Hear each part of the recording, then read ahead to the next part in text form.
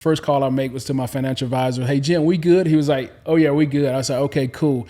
I'm retired from football. Then I called the same before day. the trainer even shows up, he's done. Seriously.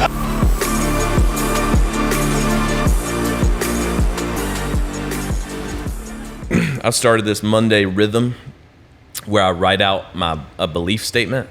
Write it, and say then it to yourself, and then you say it out loud. Change the subconscious. What's the second part? Say it to yourself, like in your mind? Say it in your mind. Yep. You read it. I mean, you write it. Now you're changing the structure of how those points hit your subconscious by writing it. Yep. Then when you start to look at it, you start to read it and say it to yourself. It's another data point that hits your subconscious. And then when you say it out loud, now you're hitting your auditory to get to your subconscious to be able to do it. And it changes the whole, so what it's doing is your subconscious is like, it's massive. So it does a lot. And so what it's telling your subconscious now, it's like, let's say you want to become a billionaire. You start writing this down, saying this every single day. What your subconscious is doing is now trying to find ways to help you become a billionaire. I mean, on Mondays in my calendar, I have a note that says, God, draw billionaires and athletes to me. And literally in the last 3 weeks, Matt and I have had conversations with 4 billionaire family offices. And it was like a year of me saying this and, but I'm like, oh, now it's happening, right? Mm-hmm. And that's that piece that the stuff that I'm doing now, that's the final piece that I realized that I was missing is how you talk to yourself. You didn't have this when you were growing up playing, No. You mean? No, I mean, we grew up in an era where you're talking about sports psychology, you're talking about talking to a therapist and all that. That was a faux pas, especially in the black community, And so when you got those double whammies of black community and masculinity and in sports, you're sitting in a place where I just got to keep it to myself. I can't let anybody know. And then so what your thoughts are, because you come from these different environments that I grew up a small, poor kid from Mississippi, growing up on a farm, doing mechanic work, doing all these in and out jobs to help my mom pay bills. She had me when she conceived me at 15, had me when she was 16 years old. And so, about the age of 7, I'm like doing odd jobs and giving my mom money because I'm out making money to, trying to help out. What were you doing? Like, what were you doing back in the day? Oh, like we had a farm. We grew cotton and soybeans. And so I was out on the tractors, my granddad was turning me loose on a tractor by the age of 7. But it was getting out, getting in the morning times, getting the equipment ready to go before I go to school, get out of school, straight to the farm, and whatever jobs my granddad had for me, that's what I was doing. And then we get to a place where he sells a farm, and now I'm doing mechanic work, so changing oil, changing brakes, taking engines and transmissions out of cars, breaking them down, rebuilding them. So I learned how to do all that at an early age, and. So for me, it was about the work, just focusing on all that aspect of it. And so when it gets to that place of, hey, being able to have that mindset to say, man, I'm struggling, these negative thoughts and all that, it was, I didn't have that. And so once I got to the league, it was about, I can't go back here. And so now you're going to the ball, you're telling yourself you can't get hurt because you got too many people depending on you. Hey, now you're telling yourself, hey, I can't get hurt because I need to make X amount of money because I don't know when this career is going to be over with. And so now I'm telling my subconscious all these negative thoughts. Mm-hmm. And then in the middle of the season where I feel like I'm playing great and all of a sudden injury happens. If you could every single year, and I could not figure out why, every single year that something would happen, whether I break a thumb or tear a labor in my shoulder. I mean, it was always something that was coming up, and it all stems back to the power of how you communicate and talk to yourself. When did you? Not all, but did you? Well, I think a lot of it does. Not all of it. Yeah. When did you figure out? Looking back, it was after you played that you realized, like, man, I was negatively impacting my body with my thoughts. Was it while you're still playing, or like years later, you're like, man? This was probably when I started looking at language and started to look at how does language affect the mind, and which led me down to the track of starting my company, Team Q. Just understanding who I was. I just didn't know. I knew who I was as a human, but I just didn't know myself well enough to understand how transferable my skills were into different areas. And so when I started to do a bunch of work around that is when I started to realize, man, I've been negative impacting myself all this time. Your whole life up to that point. My whole life. It's almost like a self-sabotage. Yeah. It's kind of like I've had that experience in my own career. It's like you almost have like a innate ceiling. That's like, wait, where did the ceiling come from? And it's like you put it there through what you tell yourself and what you think and what your subconscious has been programmed to think, which is, man, like when you gain that awareness though, it's powerful. But when you don't have it, you're kind of handicapped in a lot of ways. I mean, I don't know how deep you guys want to go, but we can go. Let's go deep. Have you heard of flipping? Flipping? No. Yeah. You'll remember it because his name's so interesting. He has an educational company, and it's based around this idea of the three voices. And he says there's the voice that you tell yourself, there's the voice that others speak over you, and then there's the third thing, which is truth. And he goes, most people are making decisions out of the first two, and not the truth, which is where the ceiling always hits when you're listening to those first two and not the third, which is like unlimited potential. So to get deep early, my journey over the last couple of years is has been getting deeper into understanding myself. If I'm going to be a voice for the work that I'm doing, is truly really understanding myself. And so I've done some things that help me out from that standpoint, and getting into some of the medicine journey world, psilocybin type things, to really get deeper into what my subconscious and what my soul is really calling me to do. And that block, that ceiling that I put on myself, I was able to get to in my journey was when I was a young kid, and I had a brother who drowned at an early age. And I always felt like it was my fault because my mom had to come to the school and check on me because I was up at the school acting out. Wow. How old were you? I was roughly second grade. So what is that?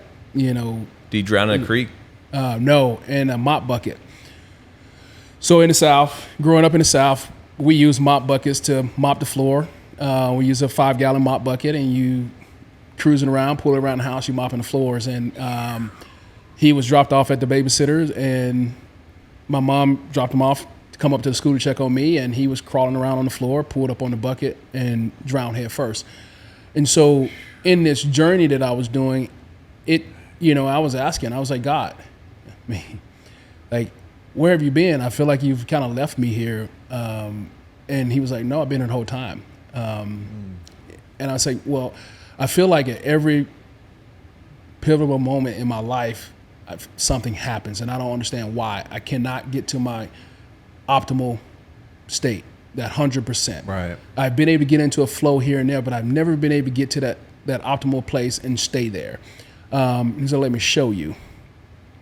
And I was able to go back into that moment and see my mom sitting there crying at the funeral of my brother, and me telling my young mind, telling myself, hey, this was your fault. If you would have been behaving at school, if you would have been doing this, this probably wouldn't have happened. So how do I fix this? Wow. I got to be a good kid. I got to do everything anybody asks me to do, put my head down, don't question anything, just do it and make everybody around me feel like, hey, this is a really good kid because he shows up and he does what he says he's going to do. And so it was like, hey, you have been carrying this your whole life. And so when you're talking about 100%, you're at your 100% because you're already carrying 40%. And so optimally, I was only able to get to 60%, 70% because I'm already carrying all this weight. And so, right. So that's kind of the ceiling piece you're talking about that we put on ourselves, and we don't even, there's not amount of talk therapy that I could have done probably to get there. I'm sure eventually I would have got there, but this just helped me get there much faster when I start to seek it and try to figure out this piece in my mind of, man, why can't I ever get to this 100% place? And then that, as you start to see it in business, and start to carry over to the business side of things, that made me realize, like, wait a minute, there's something deeper here that I got to figure out. Yeah. And soon as that start to clear up, the things start to move, a lot more smoother in life, and it was, I can easily access the things that I needed. Can I ask a question about the psilocybin journey? Because I've looked into that myself, right? And I've heard it described as it's almost like a fast pass to getting to a certain level of awareness, or you could go, the tried and true route of meditation and prayer and introspection. Like, what would you say to somebody who's curious about that? Maybe they're a little hesitant about it. Maybe they're trying to get to a higher self, a higher level of self-optimization. Yeah. What advice would you give to somebody that's kind of going down that route and looking at different options for themselves? What I would say is, really make sure that you're doing this to actually gain this insight about yourself, right? In a specialized place. This is not a a fun thing that you just go do and go hang out and just go sit out in the woods or whatever. Having specialized people that really understands the space, I think is the first thing. This is not just a recreation thing.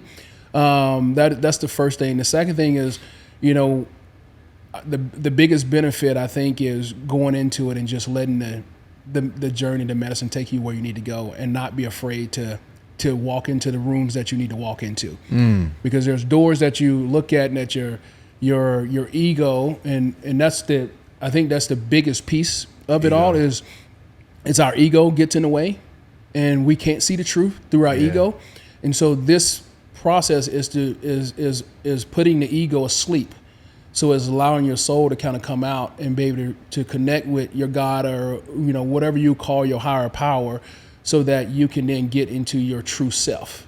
And so the hesitation of it, I understand, because it's, for someone like me, I've never done anything like this in my life. But you get to a place in life where you get stuck and you want answers. And this is the fast pass. And the reason why it's a fast pass is because it is putting your ego asleep. Mm-hmm. And once the ego is asleep, that we've been told, again, now I've done it to myself early in childhood, saying this is my fault. So it started to build my ego. Then I've done it to myself, and then being diagnosed as a kid with dyslexia. Then now I'm hiding from that. And so now I'm building these other alter egos and things. Yeah. And then now I become a really good athlete. And now I have people telling me. And so those voices are like just taking over. Mm-hmm. And so the crazy part about it is being able to put the ego to sleep, is that the things that I was afraid of and that I was, running from, hell, man, I'm sitting here journaling every day, and that's not something that I ever thought I'd be doing. Or I'm sitting, I'm on chapter 9 of writing a book right now, something I never thought I'd be doing, because now this ego is telling me that, the voices that was telling me that, hey, you're not good enough, or you're not, you're just an athlete. All these different things that you get and you hear from other people, and then you start to believe that, really hampers your growth. And so my advice to people is just be in a safe place. Mm-hmm. Do it with someone who has experience, because the people who have experience in this space, they've done a lot of work themselves, and they allow, them being in the room with you doing this process, it gives you access to more doors that you wouldn't be able to get to if you were just doing it on your own.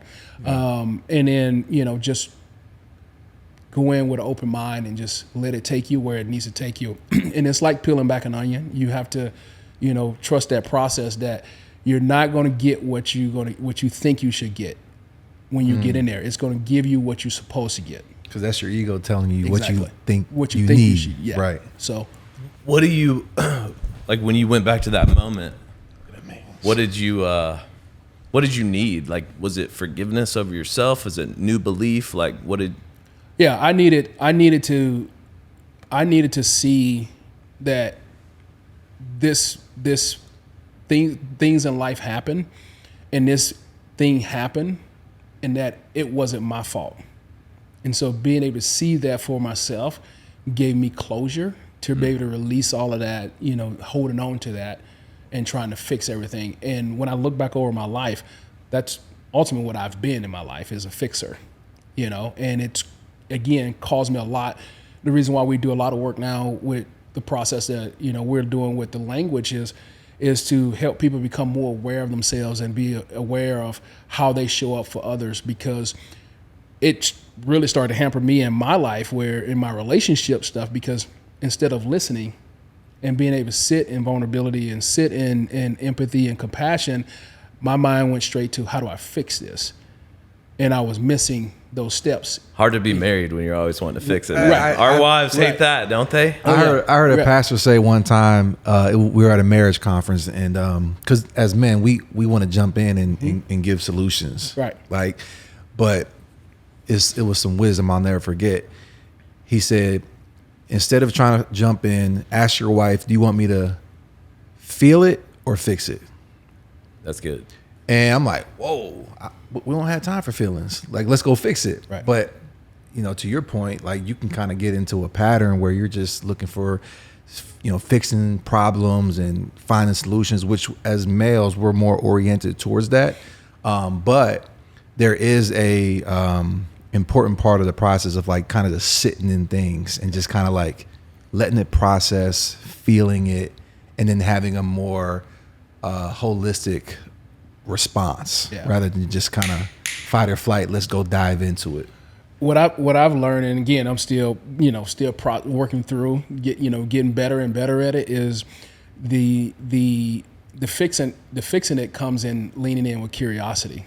And so when you lean in with curiosity, most time they end up working through it, because you're asking questions that's triggering things that They know the answer already almost, right? Because we've already done it. Yeah. And so how do we allow our conscious and subconscious do the work without us trying to fix it? And so that's the piece that I'm, again, not expert at it, but I'm definitely getting better at being able to lean in with curiosity, so that you help facilitate it better versus you straight, it almost feel like my feelings wasn't validated, and ultimately that's what it comes down to is getting that validation. But then as they start to kind of walk through it and talk through it, they start to realize, okay, and that's what we get as men when we're having these conversations with each other. It's like, you're giving me a solution, and we're already thinking about bits and pieces of what you're saying, and now we're like, okay, I know how to solve this problem now,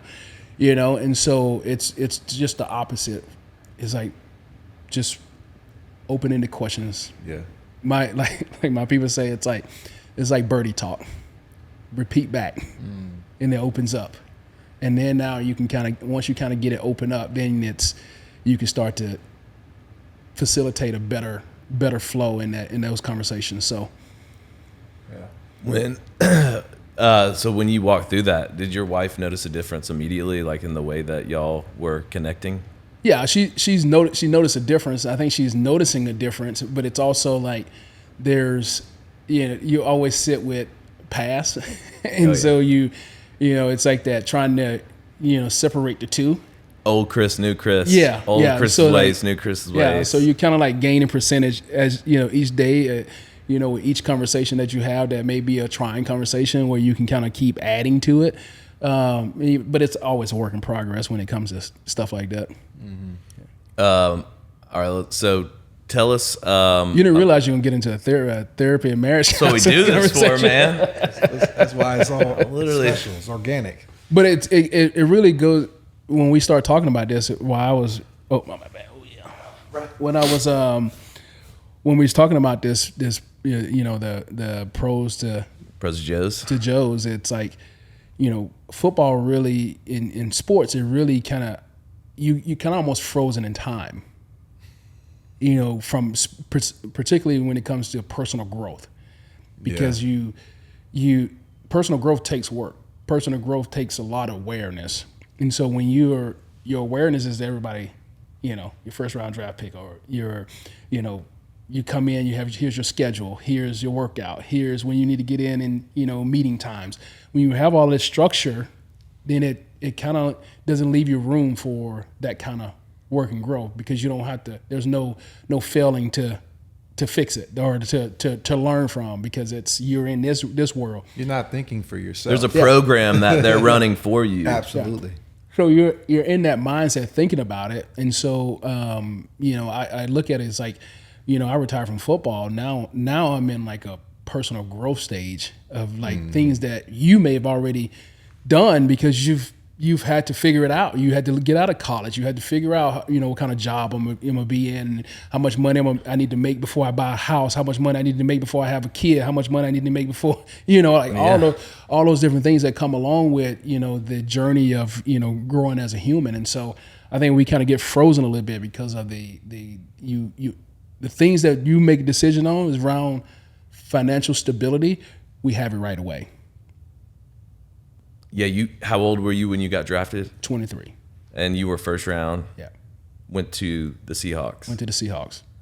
Were you at the draft? No. Were you at home in Mississippi? Yeah. On the farm? I mean, I'm like a sinner and thinking, I'm not thinking, I'm going to go to the draft and watch myself fall all the way. To the third? Yeah, I'm like, man, I'm just hope I can be a first round draft pick, and they got a special room at the draft for that. Yeah. For people, it's like, hey, look, if you want to go in here and just regroup, there's a room down the hallway. I'm going to get away from the camera. We'll try to take the cameras off you.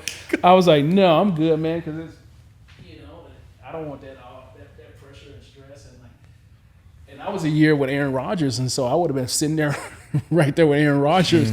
I mean, and actually having to get drafted 2 picks behind Aaron Rodgers.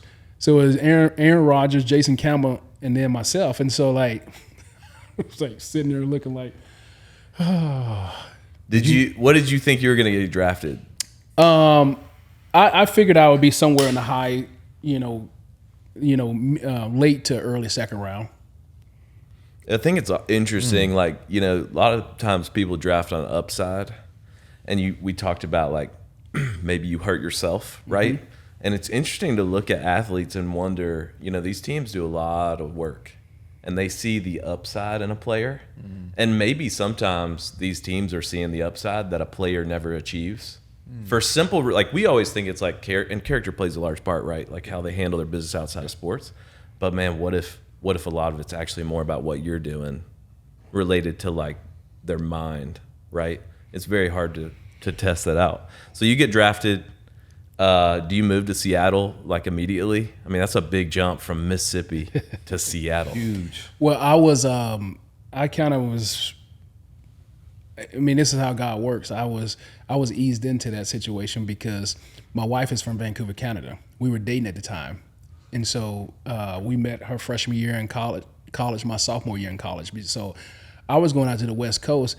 The first time I heard about Seattle, I'm like, where is Seattle? Was, flying to Vancouver and kind of seeing it on the map and like, oh, okay, Seattle's right next to Vancouver. And so I would go up to Vancouver and hang out. We'd go up to Whistler and, so I was already experiencing the West Coast a little bit. Yep. And then a couple of years later, here I am, not thinking I'm getting drafted by Seattle because I didn't take any visits to Seattle or anything like that. Yeah. But now when I look back on it, the O-line coach who was working with me was Tom Lavatt, who had just retired from the Seahawks as an O-line coach. And so he was working with me down at IMG. Mm. And so I think that's where, a lot of the comfort level came from.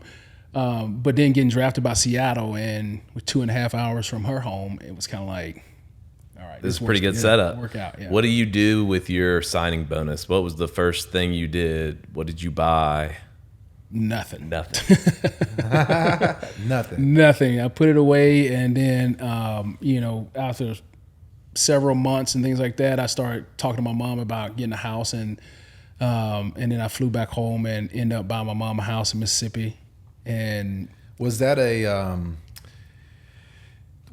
a moment where you felt an obligation to do certain things for your family?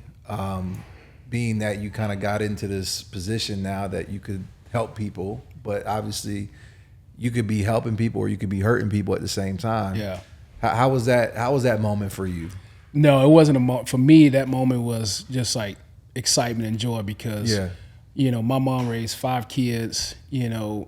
We had one that passed away and, not just family support, and so she worked her butt off, 2 jobs. My mom had a beautiful voice. She was actually on track to be, coming to Nashville to be a backup singer for a couple country music groups. Her voice was just beautiful. Then she had to turn down because she had just had my sister.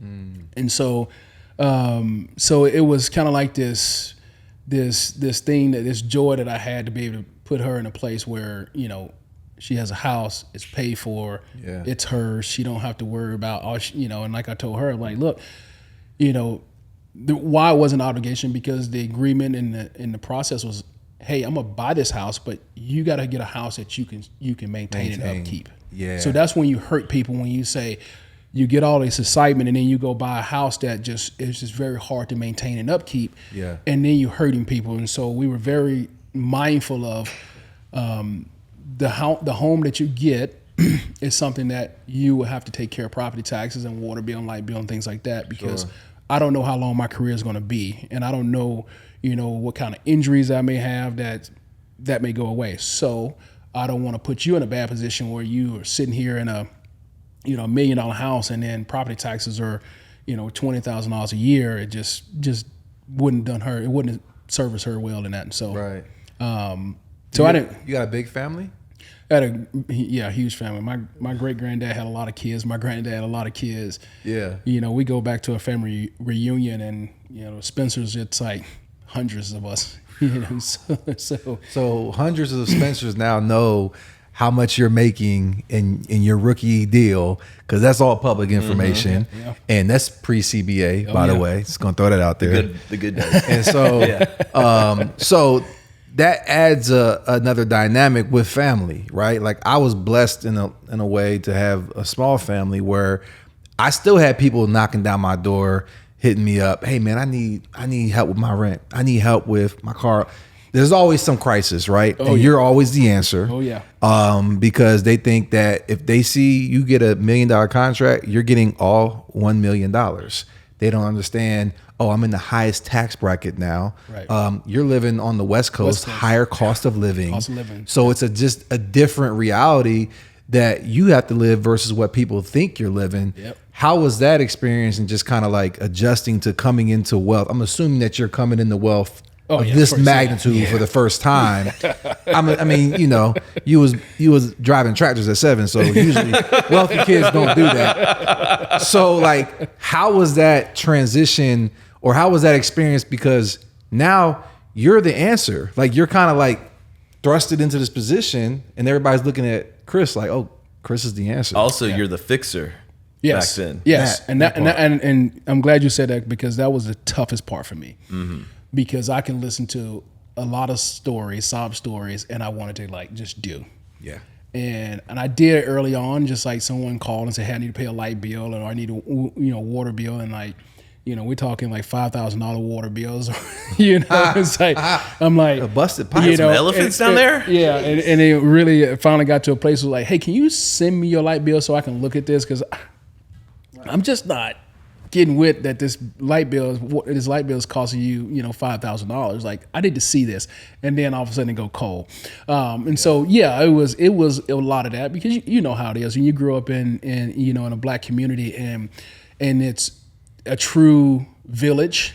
When one make it out, everybody is making it out.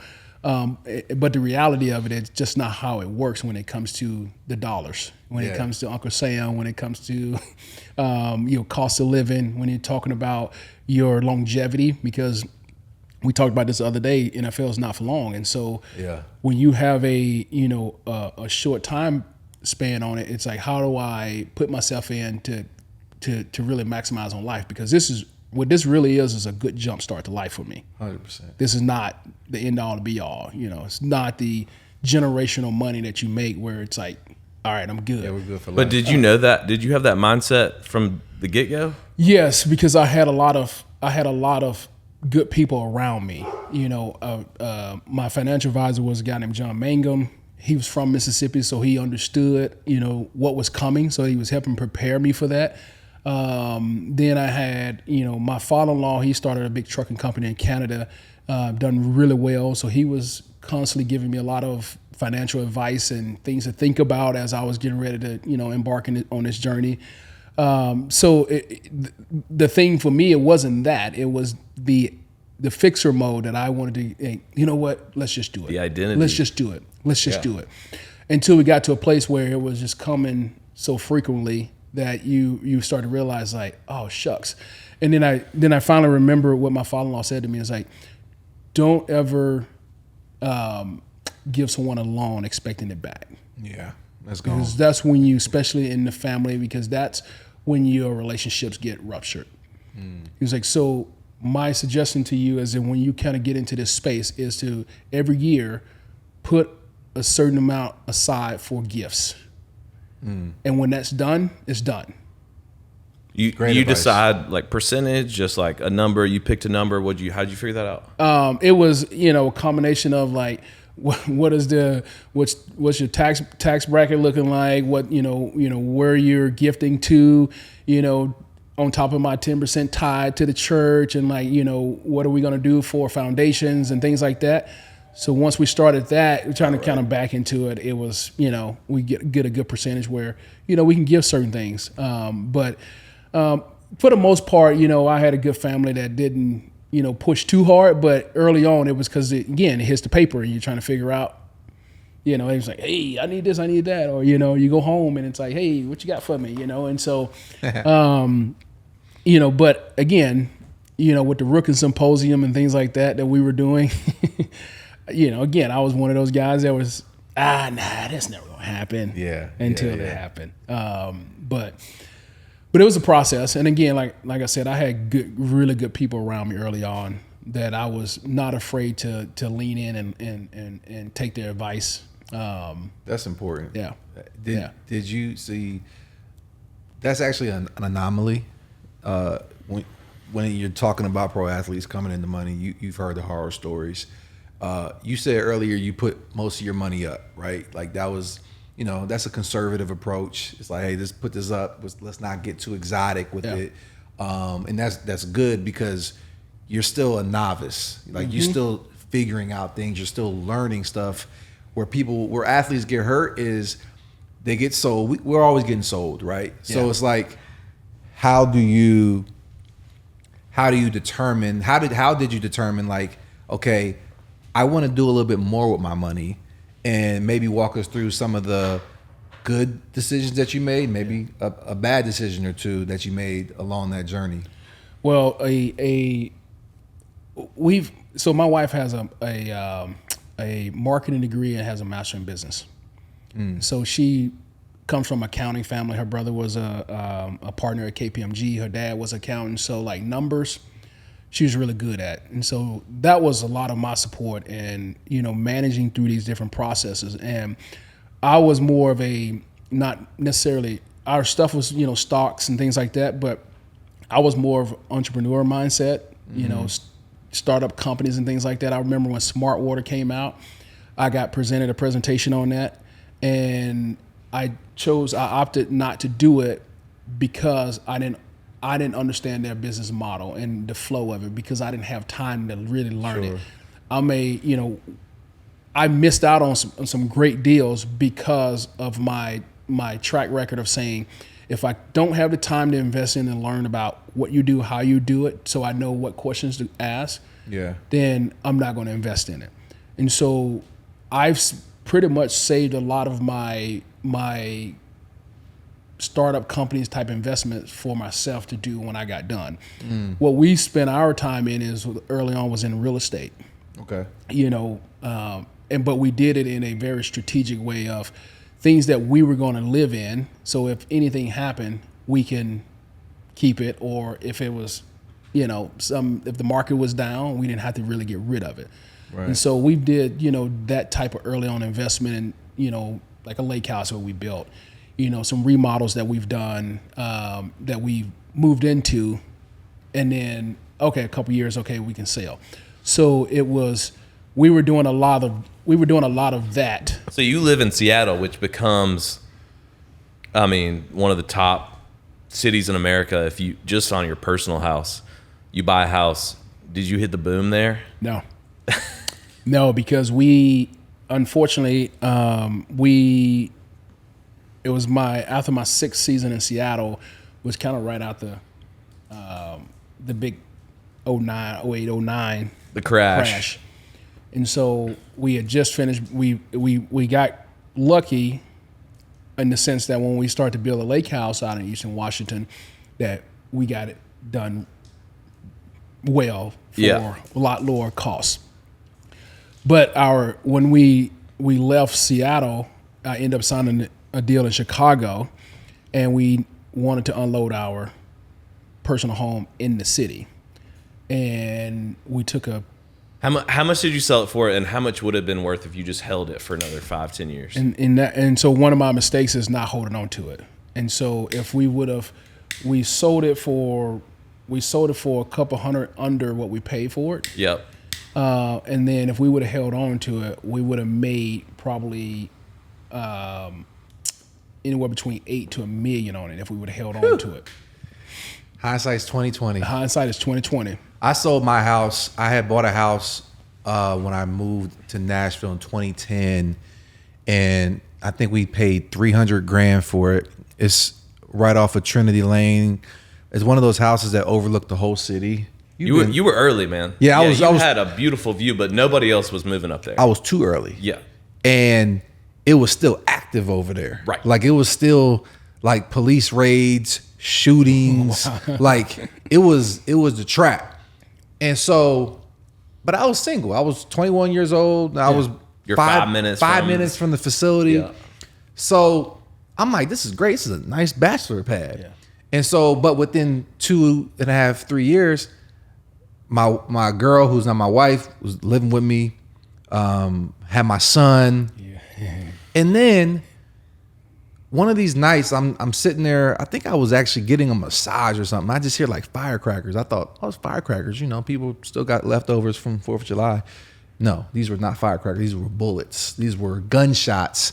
And so there was something happening like 3 or 4 houses down. And the next day, I go out and I look, and there's like a 9mm shell lodged in the door, like at your place, on my car. On my car, sorry. Oh. So where my son's car seat is, that door, there's a 9mm lodged in the door, and I'm like, I'm out of here. Gotta go. I'm gone. Yeah. And I move over to Green Hills rental, and I was such in a rush to sell that property. I didn't have the foresight at the time, being 23. Man, this could be a rental. Yeah. Airbnb. Right. I don't even think Airbnb was around back then. But it would have been a great rental. You could have paid a property manager to do everything. 100%. But I was like, I wasn't thinking like that. And that house, the last time it sold was in 2020. It sold for $1 million. Yeah, and now I think it's 1.5. Yeah, it's probably more than that. So it's kind of like you have those moments along the way where it's like, dang, I wish I could have. Right. Like I had an opportunity to invest in Whoop. What? Yeah. Like, how much did they ask you? They just wanted like $50,000. Oh my. And at the time, this is like when is it Fitbit? Mm-hmm. It was all these wearables saturating the market. Yeah, and I'm Samsung like, had one out. Fitbit was everybody had one, and then they were, they had the dials and digits on the top. Whoop didn't. So how is that going to like translate? And I can't tell time on this. Right. What do you mean? So now I got to wear 2 things, and so it was a. But hindsight, you never know, right? Yeah. And then, but though, at the same time, what I've realized now is that I've had to develop a very disciplined approach to investing. What you said, I wish I would have known at 22 years old. If I didn't quite understand it, I can't rely on other people to make investment decisions with my finances. Right. And that's what I was guilty of my first few years in the league. I'm like, I don't have time. Y'all the professionals.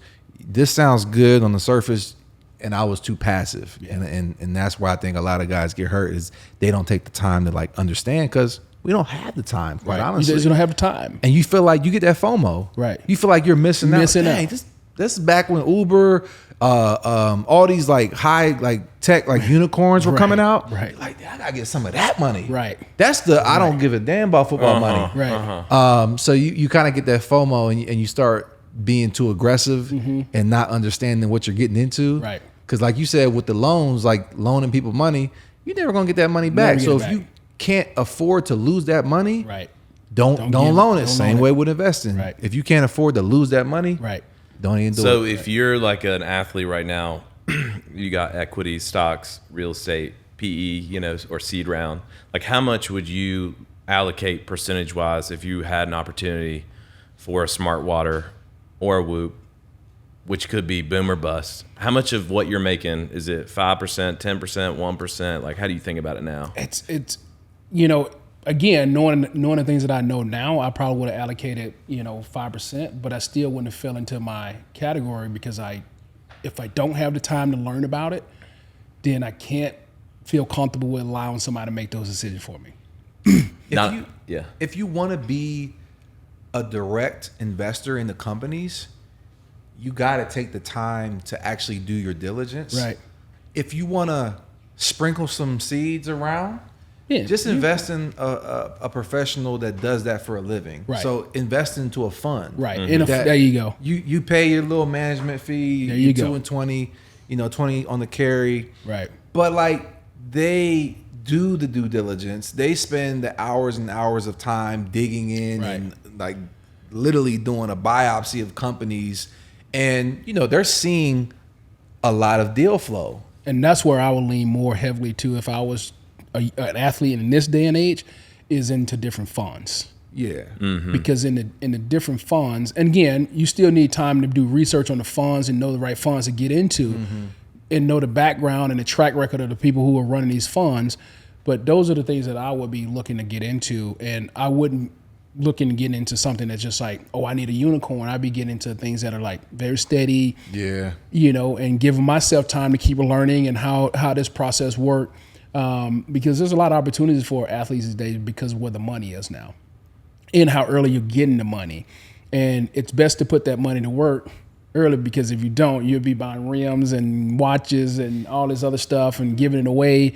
And you forget, oh, shucks, I got to pay taxes on this, And so, I think that's the smarter way to go now, is to do that, unless you're a guy who has time, has the brain space to learn more about these individual companies. Which you don't if you're focused on being the best for those years. Yeah. When you're in Seattle, I mean, Amazon's coming up. Did you ever think I should build relationships with some of these people that could be life-changing?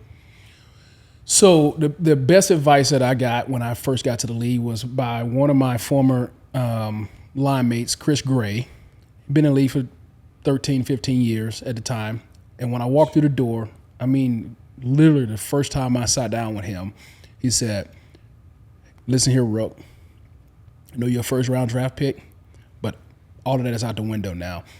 You need to get to know everybody in this building, from the landscapers to the janitors. You never know who's going to end up in the GM seat. Every person that you meet around the city, you need to get a card, introduce yourself, make eye contact with them, keep in touch with people, because you don't know how long your career is going to be, and you don't know when you may need to call on those people. And so I took that to heart. I was already a people person anyway, and I took it to heart, and I got to know a lot of people throughout Seattle, surrounding areas. And whenever I go back to Seattle, I got people to call. I can pick up I'm in this technology and AI world right now. I can pick up the phone right now and call some of my guys out in Seattle that's ran major companies and get advice from them. Hey, I got an AI specialist that you need to talk to. Cool, perfect. So those relationships are very, very important. Because again, you just never know where you're going to be. I never thought I'd be in technology. Mississippi guy running an AI company. Sorry, it just doesn't happen much, guys. Sorry, Mississippi. I mean, you ain't got a lot of AI guys down there. That was a hub. Never thought an I'd be in AI this hub world. in Mississippi. The Delta. Because that's some of the best advice that I got when I was playing And I got it from former players. Like same with you, is like guys who were like at the pinnacle at one time. These were I remember I was doing my MBA with a lot of retired pro guys like Santana Moss, Takeo Spikes. These are like perennial Pro Bowlers, and they were telling me like, hey man, like I had just gotten my second deal. And I was, doing this program. They're like, look, I know you came into some money just now, but like at the end of the day, you got to take advantage of it now while you're still relevant, and you still have this platform where people will take your meetings. And when I'm like, well, I'm looking at him like, wait, you're Takeo Spikes. Like you played 16 years in the league. Like you should be fine. He's like, look, it's different on this side. So I that resonated with me. How much of that mindset while you were playing in Seattle, Chicago, even Nashville, how much of that mindset has served you now that you're now a founder, you're an entrepreneur, and business is all about relationships. Yeah. Like you see it in the league. Yeah. You're like, how he get that position? A lot of times it's not off of merit. It's about who you know. And who knows you. So how has that kind of played its role in your journey? It's played a major role in my journey, because who'd you say it was? Takeo Spikes. Takeo Spike. What he was I know. No net. The San net. Francisco. Yeah, I know. I blocked his butt. Yeah, I know. He blitzing that. You got to pick him up. Thick neck. And I'm like, him and Patrick Willis. I'm sitting here twice a year. So which one? Yeah. So, but what he was saying is, when that curtain closes, it closes. No matter who you are, unless you become a Hall of Famer, it's like, where that gold jacket keeps that curtains open for you. Sure. And so what I realized in that, if you don't become one of those guys, that the relationships is the most important piece of it. You got to build the relationships, and the people you have to build authentic relationships, not relationships where you can just pick up the phone and call and say, hey, can you give me a reservation at transactional here? Right. relationships. No, it has to be true, authentic relationships. And that's what I've spent my time building, as true, authentic relationships where, if someone calls me that, hey, I can return the favor because I'm going to be there for you. Yeah. Whatever you got going on, I can help counsel, whatever it may be. And so it's served me very well. And it's, especially when you make transition to different cities. Like I can go back to Chicago, build great relationships there that I can make things happen. Coming here, building good relationships with, and one of my good buddies here, Max Goldberg, one of my best friends, he's been tremendous in helping me build relationships here in Nashville early on when I got here. I mean, I get here, I don't know anybody, but now being, becoming friends with someone like that can connect me with all these different people and do it in a, again, doing things that I enjoy doing is hunting, fishing, and smoking cigars, having bourbon. And so being able to be in circles of guys who enjoy those same things Nashville has been the best spot for me to start my journey, because the beauty of Nashville has been the guys that you're around, they don't want anything from you, don't need anything from you, and they're willing to share. They're willing to give you knowledge. And so, when I was retiring, a guy named Larry Close, who was over at HCA, I went to a meeting for this group called Men of Valor, and that I became, sat on the board for 3 or 4 years with them. But Larry didn't know me from Adam. He pulled me aside and said, "Hey, what are you going to do now that you're retired from football?" And I said, "Man, I don't know yet, Larry." He said, "Let's go grab coffee." We sit down and have coffee, and it would just turn into more of a mentor for me, because he just was throwing out different thoughts for me to think about, but never would give me an answer on anything. I asked for a specific question, but he'd give me these stories about certain things, and I'm like, man, what is Larry talking about? Yeah. 2 days later, it's like the aha. Oh, get it. This is what he's talking about. And so, I've been able to then from there just continue to grow with different relationships and people that I've been able to sit around with. Like John Ingram is one of my, mentors now that I can sit down and have a conversation with, and done some investment with me, but just always there. And we talking about just unbelievable men that, again, didn't know me from Adam, but because of relationships and get things that that? I. Hey, he's a rookie too. Like, go ahead and Did we get outtake, that on add camera? that, It happens. please. It happens. As Chris is talking about his billionaire mentor, Look at this Derek's guy. like, did you say John Ingram? What? I just talked to John last week, actually. Oh, okay. Sorry, I'm the only one that's not friends with John yet. But just like, and just amazing guy, and just genuine, and just So people don't know outside of Nashville the Ingram family. I mean, they are as old money as it gets, and I think if you're an athlete, that's kind of a dream scenario where you have a friend and a mentor from somebody who is beyond successful, like literally billionaire level. He's a billionaire, right? they've been around. How long you been in Nashville? They've been around a long time. Dude, they were I know he's papered. they like built the city. Yeah. Barges, books, you name it. I mean, Yeah. So how does, like, if you're talking to a player, number one, I was thinking, okay, not everybody has the brass or the belief to build relationships. So there was some level of confidence you had to take that advice from that player, right? Where you're like, all right, I'm going to build relationships. Because it's still, just because you're a successful athlete doesn't mean you're comfortable sitting down with a John Ingram, right? So number one, like, how'd you have that confidence? And number two, like, how did you build a relationship with somebody like that? Because that's pivotal. Well, for me, I've been building, my process for a long time of being able to connect and talk to people. And so when it came to, getting an opportunity to sit down and talk to someone like John, it was, for me, just asking a bunch of questions. And, hey, this is what I'm working on. This is what I want to do in life. This is where I'm headed. What are your thoughts on this? And listening, and not feel like I have all the answers, but just ask a question and then be quiet. And then taking that advice and putting those processes in place, putting that work in every day, and then going back and saying, hey, since our last conversation, here's what I've done. And then he started to see, okay, here's a guy who is passionate about what he's doing. Here's a guy who's willing to listen. We can keep this conversation going. A lot of people have conversations and then they leave and they forget that whole conversation. I found that just out in building relationships, especially with mentors, that's a key element. Is I'm listening to them, I'm taking notes, and then I'm taking action on what they suggested, and then I'm following up to say, hey, I did what you said. Right. Yeah. That is so rare. And I think it's a step further. It's, can you take what I'm saying and make it your own? And, hey, John, I took a piece of this of what you said, and this is how I incorporated it. And so it's not just taking, word for word, verbatim, and saying, hey, I've done everything you said do. Okay, what's next?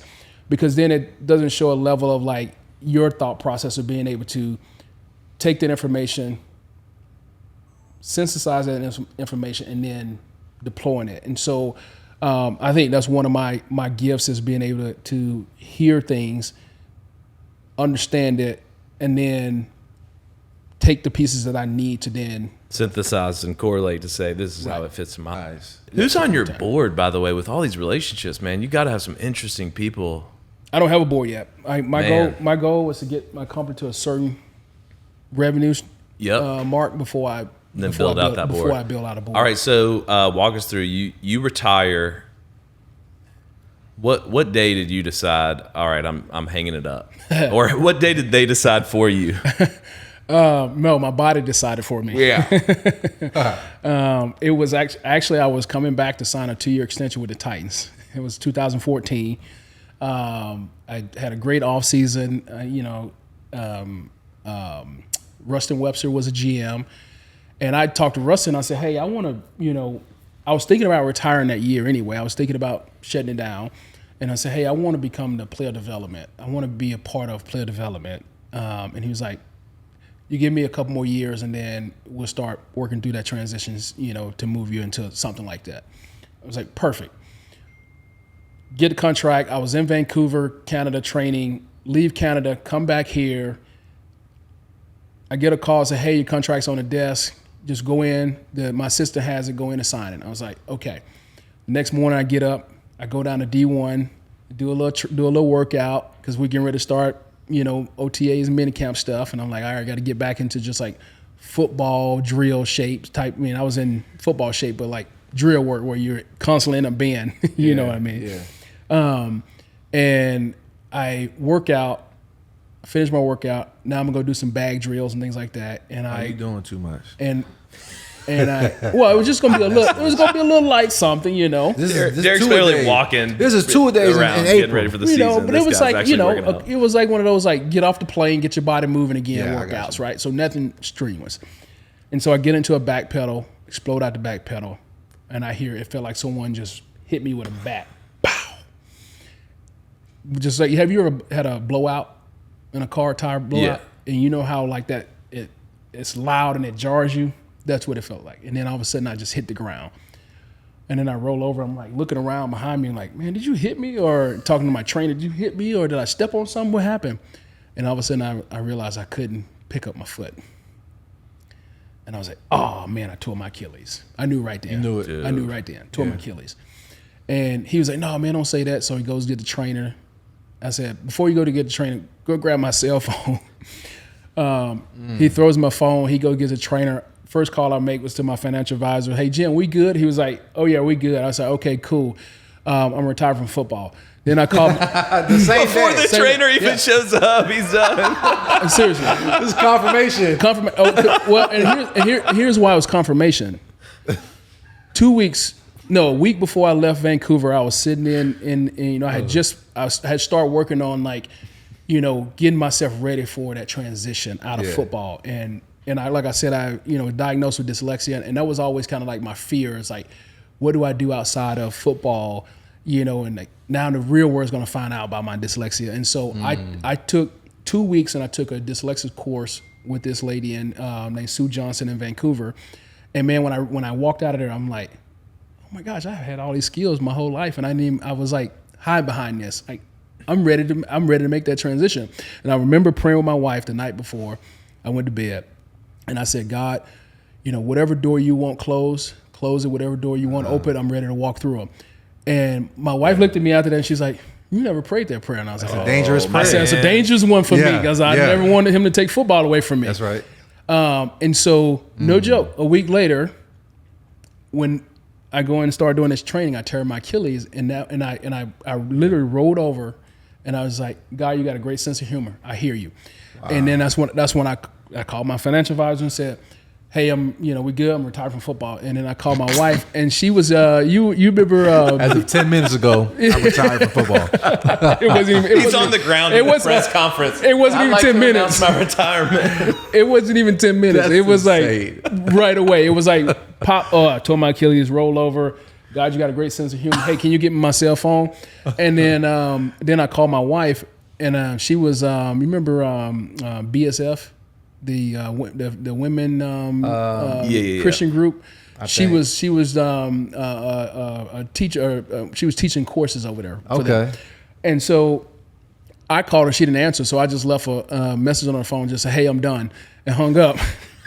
Then I called Rustin. And I said, "Hey, Rustin, what are you?" I'm literally sitting here on the ground waiting for the trainer to come out. And I said, "Hey, Rustin, what are you planning on doing for in the draft for a young center?" He was like, "Why?" He's like, "I don't need a young center. You coming back?" And I was just like, "Yeah, I just tore my Achilles." And he's just lost his mind. "What were you doing? Are you kidding me?" And I was like, "Yeah, sorry, I just tore my Achilles." He's like, "Did you sign your contract?" Unfortunately, no. Wow. Wow. So he was like, all right, well, get to the doctor and let me know what's the deal. And so then I get up, they come over and they give me some crutches, and I get to my truck, drove myself down to the doctor, and he was like, "Hey, you want to do an MRI?" I was like, "Doc, do I really need an MRI?" He's like, "No, it's torn completely." And so can you be in here in the morning and have surgery? And so I was in the next morning, had surgery, and then. So if you had signed that contract, would you have gotten like a contract bonus still, even though you got hurt? How much did you leave on the table without that signature, man? Come on. I think it was somewhere between 2.5, 3, or something like that. Guaranteed? bonus that I was getting in that.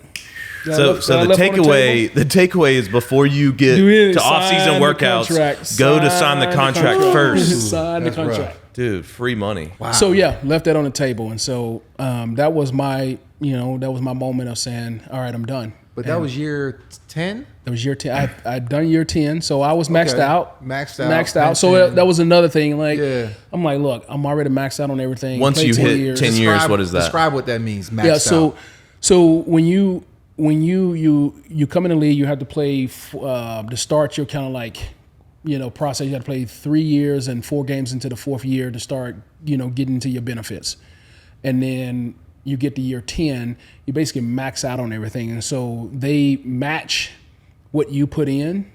And I was actually just sitting down today with my financial team looking at this, but they match, what you put in from a 401k and annuity and all those different things that they give you options to pay into. And so now when you max out on it, it's really now you just putting in.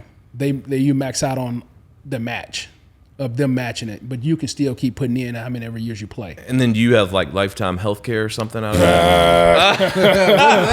Sorry, that's Major League Baseball, guys. You're in the wrong league. NBA or MLB? No. I think it's 5 years. Mine ran out like 6 months ago. Yeah. You get into the real world, Yeah. man. You get 5 years, and When you really need it. yeah. And that, I mean, you don't even. It was actually this year. I'm a little bit over 10 years now, when my knees now just started to get sore, and so it's like, you're still pretty healthy for the most part at 5, and then all of a sudden like things start to catch up with you, and so I wish we had lifetime, but And then when at year 10, do they do you get a guaranteed payment after you retire, or is it only based on what you've put in, or none of that? no, it's just like any kind of 401k. Yeah. Where Okay. Then you got your pension. You can't touch that till you're 55. That's what okay. You got an annuity. You got annuity at plan. 45. You get to your annuity. You can start to draw from that without penalties at 45. So Were you? I don't know about you, but during COVID, they had waived the 401k penalty for some people withdraw early. to withdraw it, and I was Yeah. calling it like, hey. Because I feel like I could do more with my money than they can do with my money. So I was calling like, hey, let me get that. I started my own business too. I got some things I got to put this money towards. They're like, oh, no, sir. You can't touch that for another, is it 45 or 55? I think 45 is the youngest you could draw on your 401k, I believe. well, you still hit a penalty. You still get a penalty. Yeah. But even to actually touch it. Yeah, It's 45 I think or it's something. 45. Yeah. Because I think it's the same time when you can start to draw from your annuity. At 45. Right. But Yeah. they said, no, it's locked up. Yeah. And that's funny because There is an HRA account that we have. I've been hitting that. That you can pull from it. Reimbursed. But it's only taxable on the gains, and so it's not as bad of a tax hit if you pull in from. That's like an if you HSA, need- like a health savings account. yeah, basically. the HR, the way it works is you can. It's the thing that a lot of guys got caught up for. Oh yeah. So they were like buying these really expensive machines, And then you Yeah. get you get reimbursed for like a $20,000 device, Right. and then you And take then- it back. Then you go to and- jail. Yeah, then you go to Right. jail. Yeah. That's a Right. crime. Right. We should but- talk to one of those guys. Yeah, right. Yeah, from the cell. probably but, in jail still. That we can go there. yeah. But yeah, so it's it was one of those things where it was like when you're playing, you kind of always have your eye on what are you vesting for? Like Right. what are you setting yourself up for after? And it's the 401k thing was pretty good. It's like a great match for 10 years. It's awesome. I mean, the league. I mean, they do have some good benefits, and that's that piece was fantastic. I mean, Yeah. I mean, I don't know other companies that would even match it to the level that they were matching. Did you max that out every year? Oh, every year. Yeah. I mean, like, if you don't, that's just basics. yeah, and believe it or not, there was guys who were like, "Oh no, I need that money." Like, Yeah. man, you need it now, but think about when you really gonna need it. All right, go ahead. I had a question real quick. So when you got to the Titans, the one thing that because I was with the Titans my whole career, and the one thing that I would always hear guys either complain about or were happy about was the way that the Titans paid you. With every other NFL team, usually they pay you over the course of the 16, 17 week season. Yes. So you're getting your full 52 week salary within 16 to 18 weeks. Right. And you got to figure out how to make that work the rest of the year. Right. And so that was like really putting guys in a bad position. Right. And even when I was, it was 2010 going into 2011, we were going into that lockout year. And there was a lot of guys that couldn't even make it to March. Right. They needed money. They needed money like now. They're taking some bad loans at that Well, point. Bad loans, yes. 20% like shark loans. Right. And so I was, we were always saying we don't have as much bargaining power as like the NBA because we don't have guaranteed contracts. We're not getting as highly compensated. And with the Titans, they paid you over 34 weeks, which I get it because it's like, well, they can make more money on their money because they don't got to pay it all out. But it also helps you from out. a younger guy who doesn't guy. know how to budget yet. It's like, this is actually, I'm still getting paid in April. Right. And I remember when I was probably towards the end of my career, I started figuring out like the tax game and having a business and how you could write things off. And I remember I called the CFO of the Titans, and I was like, I got him. I got it figured out. Hey, I need you to pay me through my LLC. She's like, oh no, sweetie. you can't. She hit me with the sweetie. Yeah. Oh no, sweetie, No. we can't do that. That's the first day I realized that I was an employee. Yes. Yeah. I was literally a W-2 employee. And I thought I had it. I thought I cracked the code. Yeah, And she's like, oh no, sweetie, you can't do that. And so Antitrust laws and all the different things it that was like, yeah. ooh, I gotta really start my own business. First guy that figured it out. Yeah, like I figured out, I cracked the code. But it was like, dang, that was like a eye-opening moment for me because I'm like, dang, I wake up, I come into the facility, I get told what to do, when to do it, how to do it, and I'm essentially an employee for this corporation. Yeah. Where you kind of thought like you were beyond that, but it's like, no, at the end of the day, You you're thought just you was your own. yeah, you thought you was your own like entity. Hired contractor Yeah. or something like. Yeah. No, you're a W-2 employee, and you get told what to do, how to do it, when to do it, and you don't really have no say too much way, Skirt the rules. in either direction. No. And I was like, dang, I've been getting like people been thinking for me my whole life, and I was like, man, that's where I was like, I'm tired of coming in every day and looking up at this board and this screen and getting my schedule. When I was like year 8, I know what I have to do. Yeah. I don't need to be kind of like told what to do and when to do it. Let me kind of create my own schedule. And so that's kind of, I think, early on when I was like, I'm probably never going to work for anybody again. Yeah. I know I had that entrepreneurial itch inside of me that I want to run and do my own thing. Now let me ask you a question because I think this was my biggest struggle. Yeah. Because I've been told what to do, when to do, and how to do it.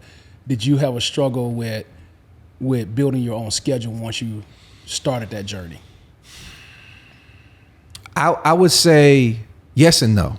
Yes and no, because what the NFL does provide, it provides structure. Yeah. Right? Yeah. Yeah. But the thing that people kind of get mistaken sometimes is they correlate and they think that structure and discipline are synonymous with one another. Mm-hmm. No. Yeah. Discipline is doing the hard things that probably you don't want to do when nobody's forcing you to do it. Right. It's like, oh, you're an athlete, you're disciplined. It's like, no, I'm structured. But the people, like the athletes that have found success are the ones that have used that baseline of structure added in discipline because now you have to fill in your day. Right. Like, wait, I could wake up and kind of do whatever I want to do. Right. I remember my first off season, dude, I was just coasting. Like my first off season after I knew I was done, I was coasting. Yeah. I was staying up late, eating whatever I wanted to eat. And, See, spoken like a true DN. You an old lineman. The little guys, they can do whatever they eat, whatever they want to eat. big guy over here is What you like, mean big? Bro, I was big back then too. I'm still kind of big. but your frame, your structure didn't look like my keg that I was carrying. First off, my frame don't go like that. My frame kind of, it's some. I had a keg that I was carrying. So, How much did you weigh when you retired? I was about 315, 320. So like my goal was like, so that structure, I use it as like, okay, I still need to stay disciplined. And so my first 3 months, I dropped like 40 pounds. God. Because I'm like, I got to get this weight off of me. And my biggest reason was, two reasons. One, like I got 3 kids I got to chase around. But the other one's like, man, I just need to be able to go into a store and buy clothes off the rack. Not with those size 17s. I want to wear a pair of Lululemon pants. Nah, they don't usually make those for our body type. Exactly. So I had to lose weight to get there. Yeah. Nah, man. But that was a moment where it was like, oh, okay. And you can only do that for so long before you feel unfulfilled. Well, and that's and that's why I never stopped, because I knew I never want. Well, you look at that. We talked about this too, just from a statistic standpoint. Yeah. Of 75% of guys being broke or divorced within 5 years. That was one of my biggest drivers of like not sitting and not, because I never want to be this, unfulfilled guy trying to figure it out, 3-4 years down the road. And I also knew once that curtain closes all the way, it closes. And so trying to stay around and trying to keep relationships going so that, while you're trying to figure out what you're going to do, it was hugely important for me to do that. I want to ask both of y'all this, because I was talking to somebody today about this. They assume when you make tens of millions of dollars, everybody's answer is like, man, if I had that, I'd just be on a boat all day, every day. So So if you, and that's good for like a few months, honestly. Right. If somebody said, hey, I'm going to give you $20 million or $40 million, but you'll wake up tomorrow and you'll never have mission or purpose the rest of your life, would you take that deal? No. Absolutely not. No. I mean, and I think about this all the time. Like, I didn't get that. I got a really good second deal, but I didn't get that second deal that I thought I was going to get. And I think it was the biggest blessing for me, because it kept me driving and kept me moving for a purpose when I retired from football.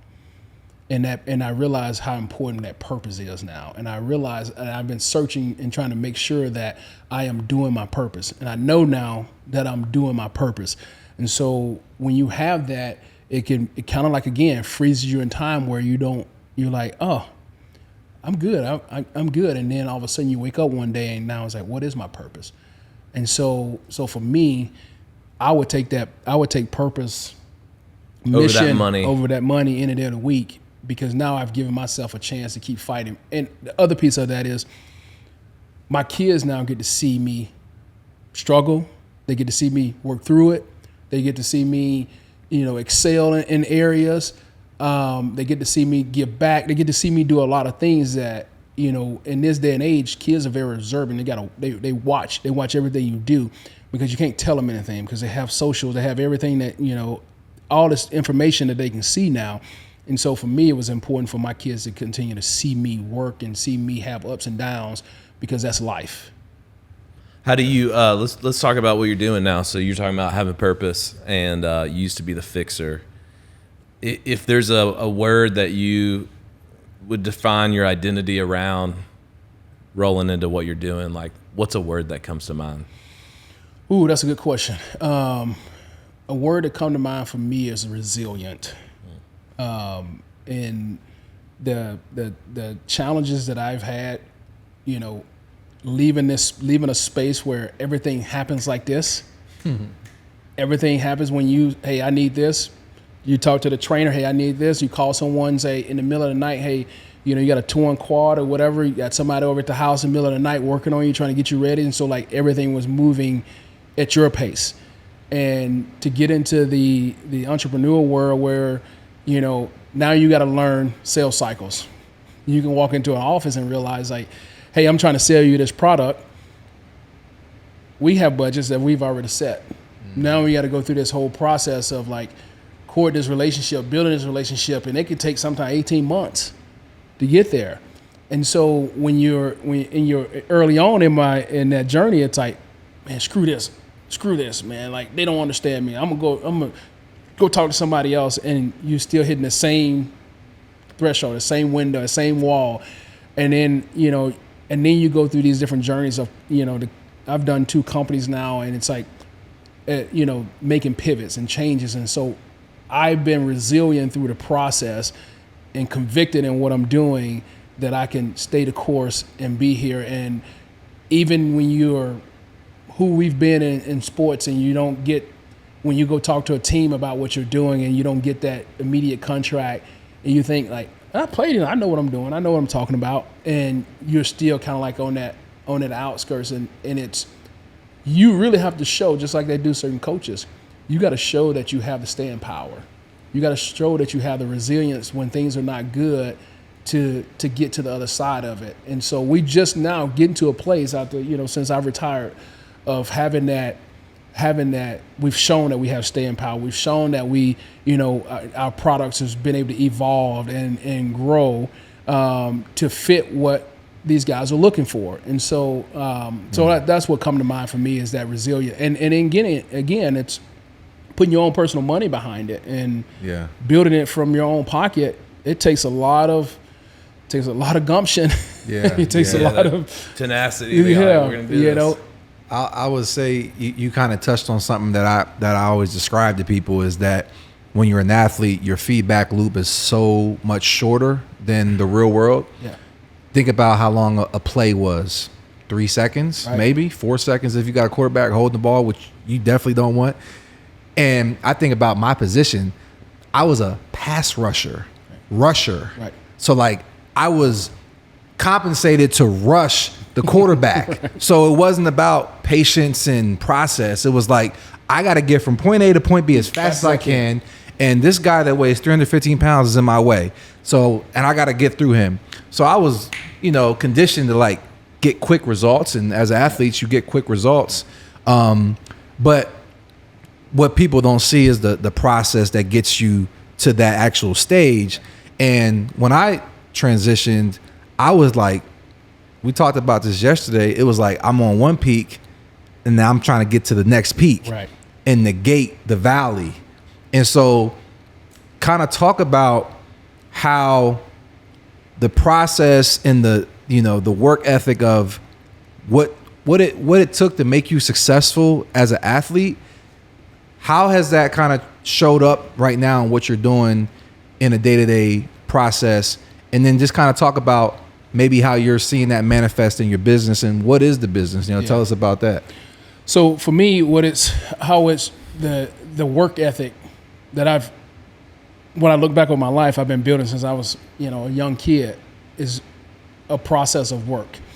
I told this story. We would go out into a field. My granddad, he didn't want to spend the resources to, get the chemicals to kill the weeds around the cotton. And so what we would do, we would walk out in the field. It's about, let's call it 300 acres, in just one field. That's cotton. A big field.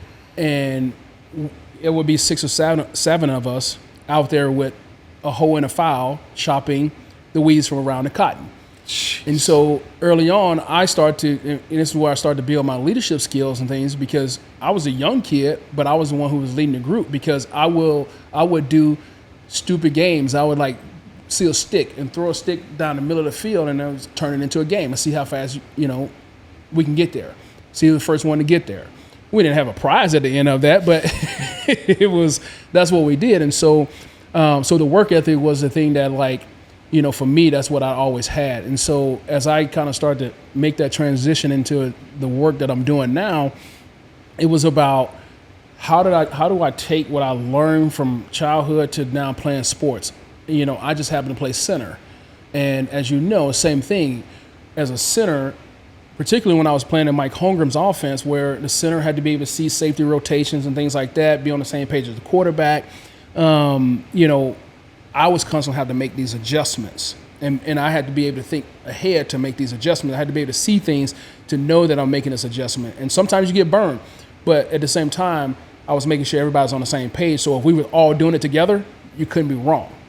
And so those things have shown up in the business that I've created, this company called Team Q, where, again, we've taken a lot of psychology and we've mixed it in with technology. And so when you do something like that, there's, when we start, you're so enamored by the fact that you can take, let me say this.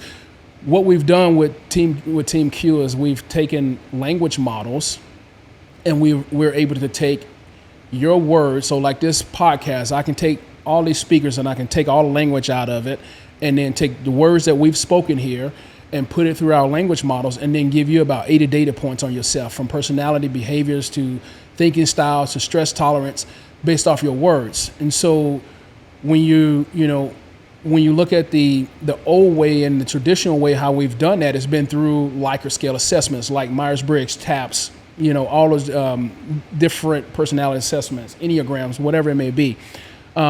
There's, inherent bias to that because there's testing bias because a lot of those were created in corporate America. And we were using a lot of those in the sports space, and think about the environment that a lot of athletes come out of. They haven't been exposed to a lot of things that shows up in corporate America. And so being able to take that process and distill it down using language into a reporting format there's a lot of work, a lot of challenges there, because you now have to speak psychology to a coach who is not a psychologist. You now have to have a coach or GM make a decision using these psychological frameworks for themselves, because you have a coach or GM. I've been doing this for a long time. I've been recruiting. I've been coaching. You can't come in here and tell me how to make my decision. Nor I'm gonna work with a psychologist. I'm gonna ask them the questions that I want to ask them, but I don't want a psychologist having to make the decision for me. And so we've had to go through a lot of iterations of what a format will look like with mounds of data, and distilling it down into a digestible format for a guy who is not a psychologist.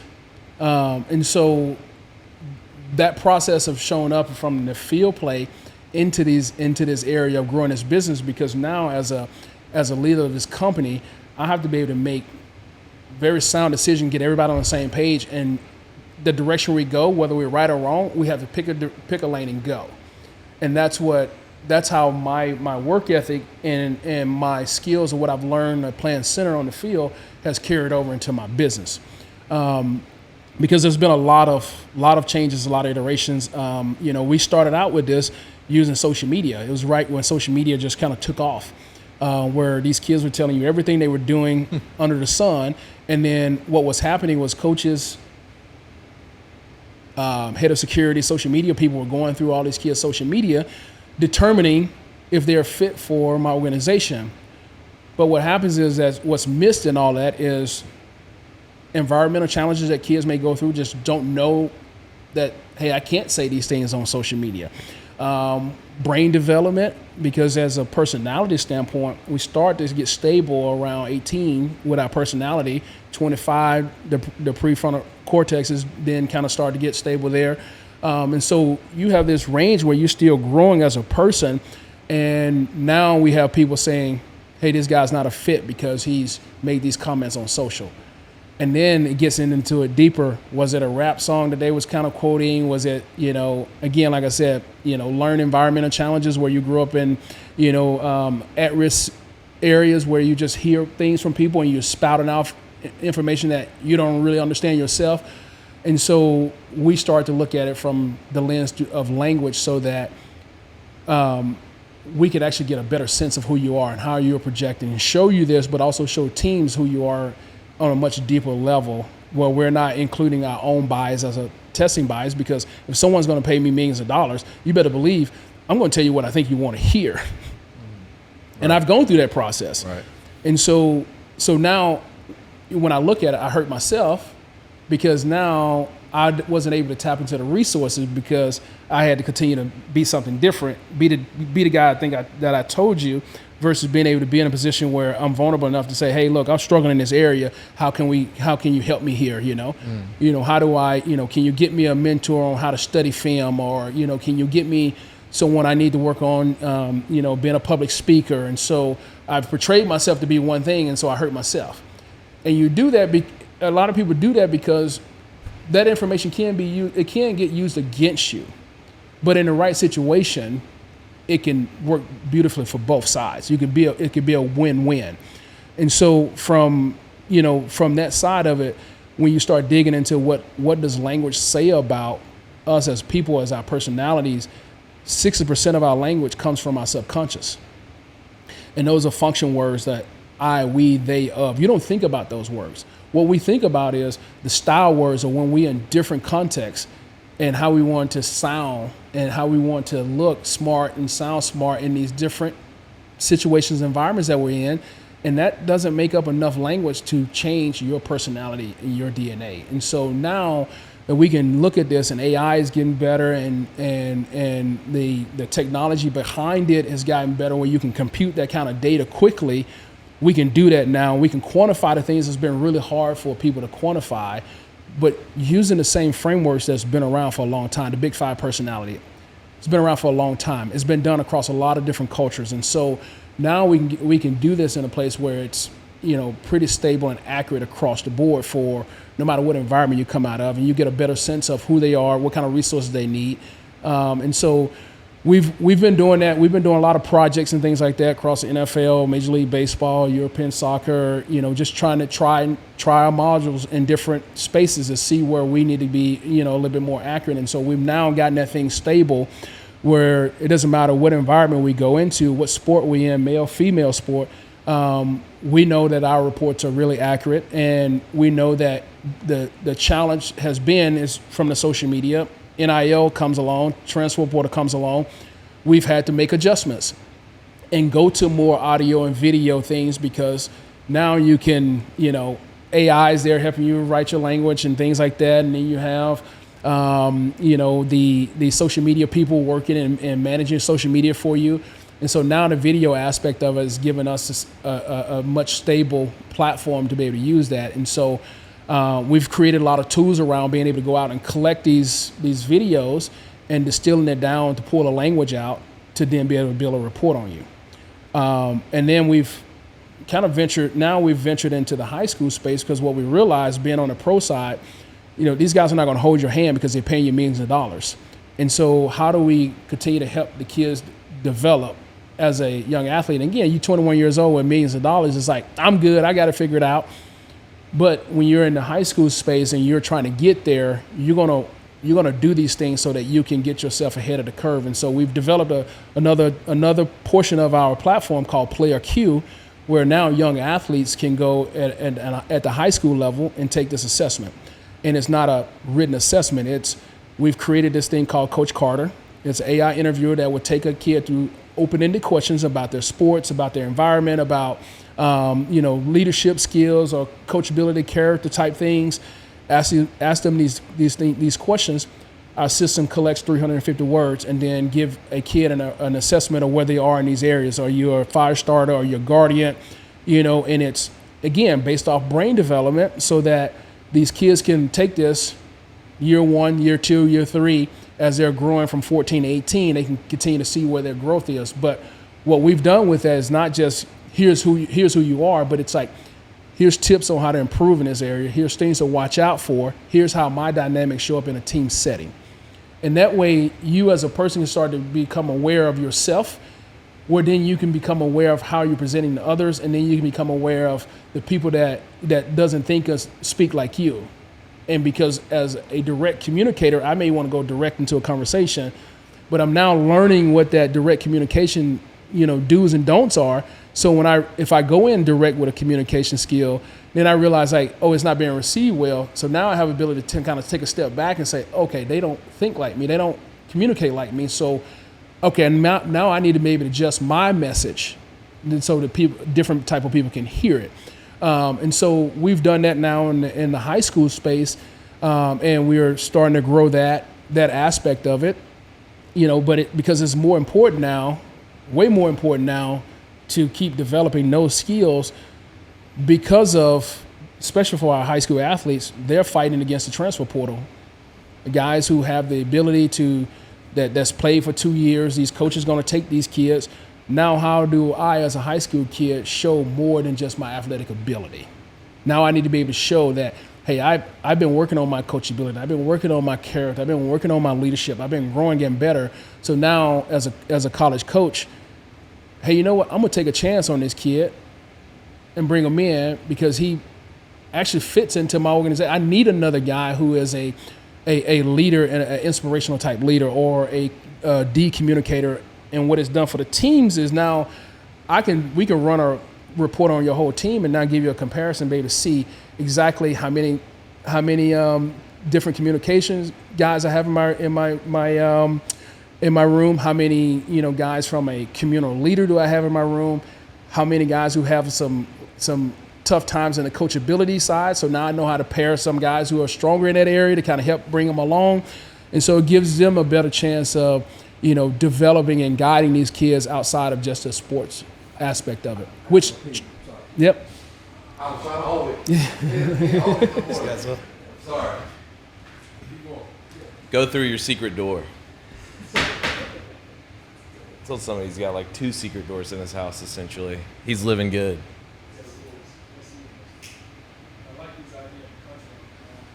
It's cool to think about, like, unity is like a undervalued component to successful teams, right?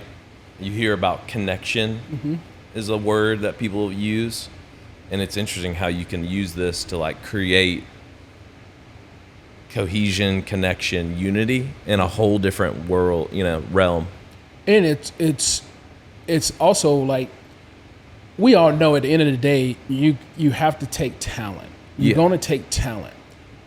The beauty of being able to see it at this deep level is, all right, now I know how to make it work with this talent who doesn't have some of the skills that I'm looking for. But if I'm just taking talent and all my guys show up the same, and they're talented, but now they can't play together, be on the same page, and have chemistry, that's where the play comes in. And again, the NFL's these teams have been doing it for a long time in this area. Working through these different personality pieces. It's taking it to the next level with a cutting edge tool and being able to answer the now what question. Yeah. Okay. So hey, I have this information. Okay, so what? Well, right now, before it was like, oh, this just helps us minimize our risk and know if it's the right guy to give millions of dollars. At the end of the day, that's what you will hope to happen. But in reality, when you're sitting there and you're drafting a player, it's based off how the drafts fall. And so you bring a guy in and you're not able to see the full roster in a way, and you use that data in a way to know that who is the right people to compare them with. Because how I came in, it was just like you stuck with your group. Yeah. And you hope there's somebody in your group that has a offsetting skill that can help you. But now we can show you. Put the right people together. Right. He's back. I think we're almost out of time. Yep. Let's follow up. I got one question. We'll close it out.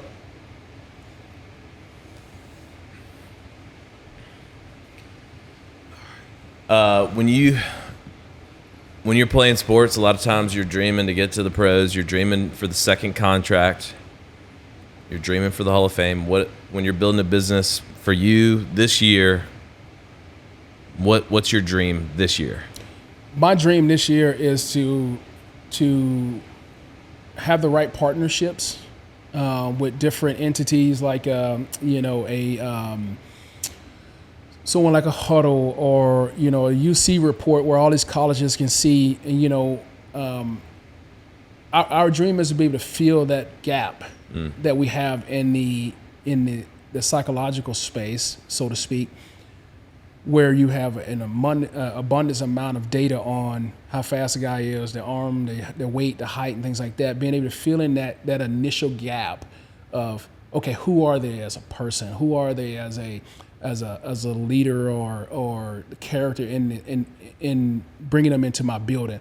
And then for that athlete to be able to see that same thing and say, oh, this is what I need to work on. Because just as an athlete working on getting faster, working on getting stronger, you got to be working on that aspect of it, getting stronger as well, because we don't all just fall into being this sharp has been a good leader, and this sharp has been, coachability, character, because we don't know what kind of environment some people, are in to be able to support and develop that. And so, so my goal is, my hope for this year is by the end of this year, we have 100,000 kids in our system using it in the high school space, and that we're getting good results, and they're, using it, because in the future of what we have for, we're starting to work on right now is that Coach Carter is going to become that in-person communication soft skills builder for that athlete based off who they are, not a generic thing.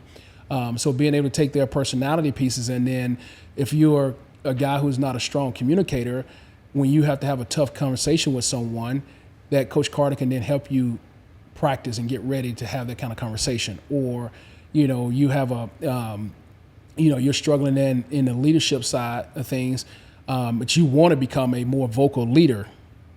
How do I do that?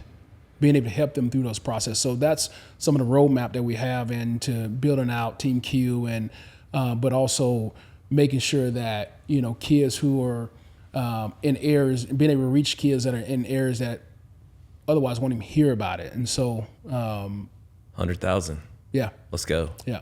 Is there any last, any small questions that would be good to ask y'all think of before we close it out?